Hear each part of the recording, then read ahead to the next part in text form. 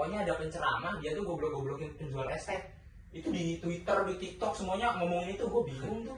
Itu Gus Miftah. Kan emang gaya bahasa dia kayak gitu. Gaya bahasanya, tapi kan kalau misalnya emang gaya bahasanya harusnya yang kayak gitu tuh nggak diupload ke sosial media nggak sih? Itu blunder dari pihak medianya nggak sih? Harusnya kan apa? Emang yang upload dari Yang upload dari medianya. Kalau misalnya emang gaya ngomong dia kan harusnya yang bisa konsumsi kan fans dia aja. Jadinya orang publik nggak bisa ngakses itu harusnya. Mungkin ini sih ada kesalahan sama tim medianya terkait apa namanya, jadi masalah penurunan citra di publik aja. Nah mungkin kalau masalah kayak gitu ya kembali lagi nanti tim PR-nya harus pintar-pintar bikin apa namanya klarifikasi ya buat buat itu memperbaiki citra dari Gus Miftah tadi. Nah, tapi sudah ada kok itu video dia apa namanya yang dia minta maaf ke penjual estet kan? Iya.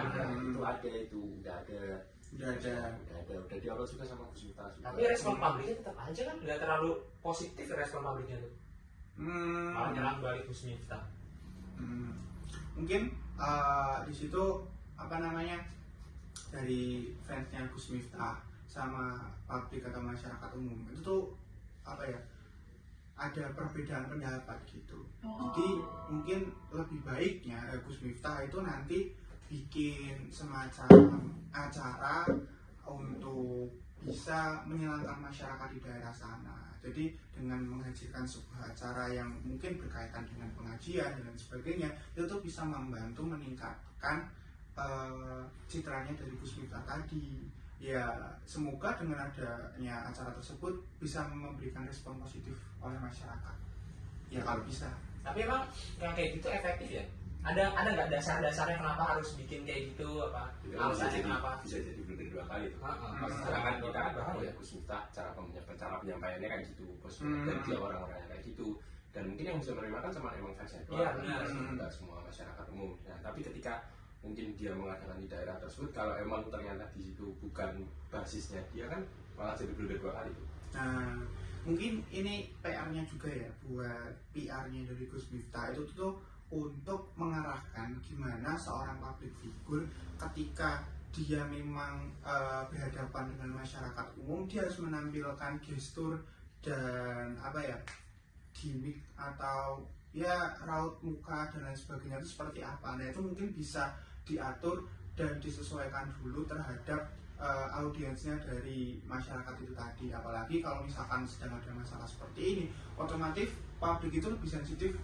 Jadi ya Gus Miftah harus ya menyadari hal itu dan mungkin lebih berhati-hati lagi terhadap apa namanya, tindakannya ketika menyampaikan klarifikasi dan lain sebagainya. Dan itu bisa diatur oleh tim PR-nya sebenarnya gitu. Tapi itu ini nggak, kira-kira dari Gus Miftah sendiri ada ini nggak ya? Ada potensi buat dia turun jabatan nggak? Sekarang kan dia apa sih, utusan khusus apa sih? Utusan khusus Dia Pak Prabowo tuh kan. Iya kan?